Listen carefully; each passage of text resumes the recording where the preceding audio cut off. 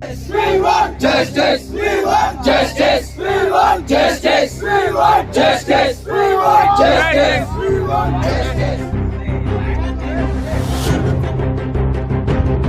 नाशिक त्र्यंबक रोडवरील मैरवणी येथे असलेले संदीप युनिव्हर्सिटी येथे MS फॉरेन्सिक सायन्स या पदवीत शिकणारा पूर्णा वारणसी या 21 वर्षीय विद्यार्थ्याचा अज्ञात वाहनाने जोरदार धडक दिल्याने त्याचा जागीच मृत्यू झाल्याची खळबळजनक घटना दिनांक 15 मार्च 2024 रोजी रात्री 8:30 वाजेच्या सुमारास युनिव्हर्सिटीच्या मुख्य गेट समोर घडली आहे.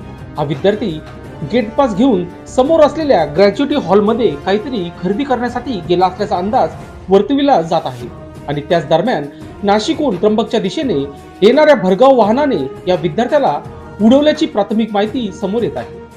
दरम्यान या भीषण अपघातानंतर संदीप युनिव्हर्सिटी येथे उपलब्ध असलेले अँब्युलन्स नादुरुस्त